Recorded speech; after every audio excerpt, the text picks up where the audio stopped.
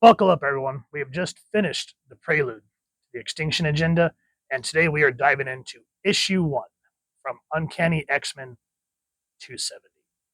Now, growing up, I've talked about this in several of my videos where I didn't know how to really collect comics, so I always got confused. So I kind of just stuck to X-Men Uncanny, just like I would stick to maybe Amazing Spider-Man, but the others I didn't understand how it worked. It took a long time for me to finally get the hang of that. So I'm glad that with this collected trade that we've been using from the library, everything is in sequential order, with the prelude being included, which builds up Genosha and shows how much of a threat it is to the rest of the world. Additionally, what I appreciate that Marvel did at this time is they give you. Normally, I'll just pause it and let you guys read it at your convenience, but I feel like because this last issue that we went over was a two. Give me a second. I think it was 238. Yeah, 238. This is almost 40 issues later. So a lot of history has happened from when as Genosha was first established to where we finally see all hell break loose. This says Madeline soon learned that she was the clone of Marvel Girl, created by Mr. Sinister. She then became the villainous Goblin Queen. The demonic battle that followed, the other teams learned that the X-Men were still alive, and Cyclops rescued his son Nathan. But the X-Men's mansion was destroyed, and the anti-mutant Cameron Hodge made a deal with the demon Esatri. I always forget how to pronounce his name, for immortality. X-Force's Archangel, Cameron's old friend, was forced to behead him to stop the threat of his mutant hunting organization, the Right. Soon after, Rogue was lost through the Roma's mystical Siege Perilous portal. Longshot departed to find himself. The rest of the team was shattered when several X-Men were forced to escape the Reavers by passing through the Siege Perilous, losing their memories and beginning new lives. Colossus became an artist named Peter Nicholas. Psylocke was found by the Hand and transformed into an Asian ninja. And Dazzler was taken in by a teleporter, Leela Channing, and her bodyguard, Guido. Befriending young Freddie Stanchik, sure. Havoc never resurfaced. The X-Men had effectively dissolved. The Genoshans sent magistrates and the press gang to the U.S., hoping to covertly capture Philip and Ginny. But they were defeated by X-Factor's Beast and Marvel Girl, along with the former X-Men Forge, Banshee, and the amnesiac Peter Nicholas. Genosha then began pressuring the American government, forcing their operatives' release and demanding the right to operate openly on U.S. soil to hunt Philip, Ginny, and any mutants allied with the X-Men. Meanwhile, the X-Men were beginning to reform. Wolverine met the explosive Jubilee, and the two of them rescued Psylocke from the Hand, forming a mini X-Men team. Storm, who had been de-aged to a teenager by the Twisted Nanny, befriended a mysterious mutant named Gambit. The two returned to the X-Mansion site, where they found the new mutants living in the still-standing underground complex with their new leader, Cable. Storm and Gambit teamed with Forge and Banshee, forming another X-Men team. Storm then reached out to an old friend. So, whoa, my God, guys, think about this. Before Extinction Agenda even happened, we're talking about the fall of the mutants. We are talking about a good chunk of the Australian X-Men. I didn't read a lot of X Factor during this time, but I remember seeing a lot of panels from this time period. We go through the first appearance of Gambit and the second appearance of Jubilee. And before we even hit Extinction Agenda, Claremont had Uncanny was basically kind of bouncing around everyone's lives. We kept it fresh and interesting, especially when we got into Madripoor with Psylocke and Jubilee. That's probably one of my favorite ones. And once we finish this up, I'm hoping to go back through this. But the Extinction Agenda is one of those important ones because this is this event that brought all of the X-Men together, created Peter David's X Factor, and turned the New Mutants over to X-Force. So let's dive in to First Strike. And this event was during 1990. So we get essentially profiles from the magistrates saying Darmetis Personae. I'm not good with Latin, so I'm sorry. Gambit, Banshee, Forge, Storm, Marvel Girl. And then, of course, X-Force, or at this time still called the New Mutants, Boom Boom, Cannonball, Sunspot, Cable, Wolfsbane, Richter, Warlock. This is Chris Claremont writing, Jim Lee penciler, Art Thibert, and Scott Williams doing the inks, Task Force X letterers, and Glynis Oliver colorist Bob Harris, editor, and Tom DeFalco, editor-in-chief. And so we're kind of seeing these dossiers here in the middle. It's almost like we're getting a news coverage battle royale between the lady from Genosha, which I cannot remember her name off the top of my head, but she was the one that we saw in the propaganda video in the prelude, and then Leela Cheney over here in the U.S. And the U.S. is finally starting to take notice of Genosha. Relations between the United States and the East African island Republic of Genosha remain strained, with Genoshan government refusing to back down from its stated policy of taking whatever steps to prove necessary to bring the so-called mutant terrorists to justice. We are a sovereign state with the same right to protect itself and its citizenry as any other nation. These X-Men, however, highly they may be regarded elsewhere, have committed acts of aggression, have made threats we cannot and will not ignore.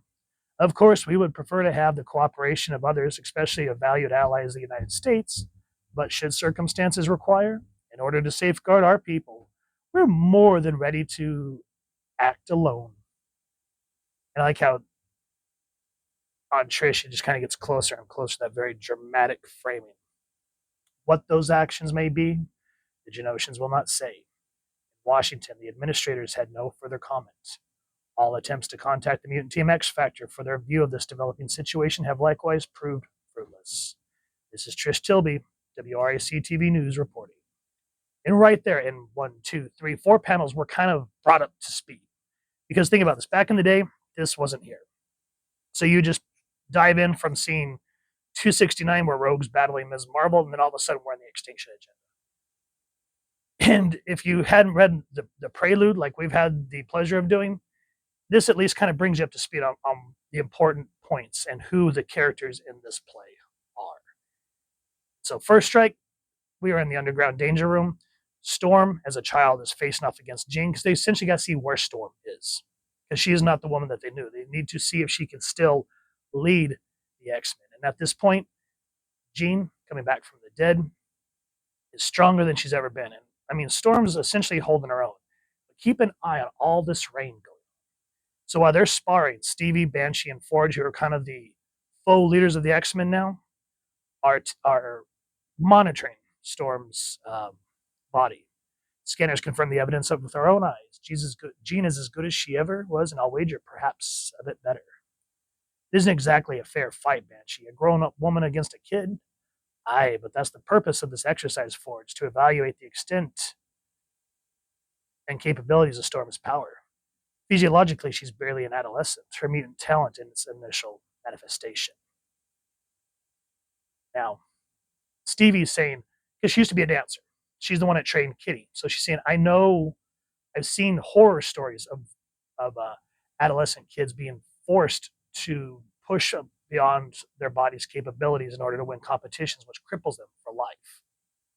Which you can kind of see projection, but it's a good projection. That's why she's a teacher now, so that other people don't experience the same hardships. But Storm, remember the rain, creates the ice. She goes, had enough? Quite the contrary. The air's freezing. I can feel it through my costume. Cold must be incredible. I've barely begun. Wave goodbye, Jean, and happy landings. And she takes on Jean and knocks her out. She goes, that's the problem with telekinesis, is you have to focus in order to keep it going. So I'm going to take you off balance. But Stevie's right. Wears her out. Now Richter's saying, hey, we'd like to enter the danger room, please. We're running an evaluation sequence, lad. I'm sorry, but you'll have to wait. Hey, sure, why, no problem. I mean, it's only our house. So you got to think, the X-Men have been gone. And now all of a sudden they're back in the mansion, as where the New Mutants have been surviving underground of their former home. And with that, Cable's had enough. He smashes in the door. It's time for the New Mutants workout. So could everyone else please vacate the premises now? That's telling them, boss. Good old Tabitha with the attitude. I saw no mention of that when I reviewed the scheduled computer. My people know their responsibilities, Banshee. They don't need any Mickey Mouse schedules. Well, good for them, and that may work fine when they're here on their own, Cable. But now the X-Men are back in residence, even others to consider. Hey, X Factor's got a ship the size of Manhattan Island. Why not use their facility instead of hogging ours? This is our home too, Richter, since long before you kids came along. Nice way of showing it, Red, letting the place get blown to bits. It's happened before, we'll build again. I guess when you come back from the dead, losing everything you own sort of loses its impact, huh? Places, people, what's the difference? You didn't care a whit for either. And what do you mean, Cable? My people. It's like this, Irish. Somebody had to look after these kids, and none of you hotshots were around or willing to take the job. Any objections? And of course, Storm, even though she's an adolescent, you still see her wisdom. She goes, both your points are well taken. Cable, you will have to accept that their new mutants are part of a greater whole. And like it or not, these facilities must be shared. Just as we, Banshee, must concede Cable's place as the new mutant's leader. We may not like his style, but we cannot deny what he has accomplished. We are done here, Cable. The danger room. Now, you would think it would have been Jean being the voice of reason, but it's Storm to just show how far she has come since she first joined Xavier's school and the hardships she did trying to keep everyone alive in the Australian outback. Now, while all that's happening, we kind of see where everybody's sort of at. We see Leela, we see where Guido's at. And one thing that I know when you read Guido's dialogue here, I can see how Chris Claremont was very much trying to give him like a Ben Grimm type of Yancey Street style talking. It's like, what does he say? Since she did not, she must have obviously preferred solitude. Am I right? She'd left a void. And it's like, no, I'm glad that they got rid of that. I'm glad they got rid of that accent because we don't need another person with that New York accent. There's enough characters like that. Guido kind of has his own style, and I'm glad that Peter and David really fleshed him out more than just rather than being this brute. And so, real quick, kind of see what's happening where Dazzler initially was, and then we get back to Harry's hideaway. So you can see how Claremont's slowly trying to reintegrate everybody the way that they should be. It says Harry's hideaway on the fringes of Salem Center, just down Graymalkin Lane from Xavier's school. And I always loved that Claremont, and I think Stan Lee, when he was writing X-Men too, and other writers from that time period would kind of at least give you some sense of direction. So you kind of understand why Harry's hideaway is so important and where it is, instead of just saying, oh, we are here now all of a sudden. And so these two, all these histories, her being quote unquote dead, her quote being quote unquote dead, and they're, of course, reminiscing, but of course, the conversation turns serious. And as it all comes, it says, from one catastrophe to the next, till death do us part. That'll be the day. To the X-Men, then, who do not die the old-fashioned way. No matter how hard we try, none of us die forever. So it's kind of like that low-key point that no comic book character stays dead. So we're thinking, okay, we're having these moments, these breathing cooldowns. Even with the conflict at the beginning, we see that Genoshans are in New York. Give us half a chance, kiddo. Maybe we'll change that. And so we see all the magistrates here, and I like that they make sure to point out the three predominant characters here. And if that looks familiar, keep that in mind.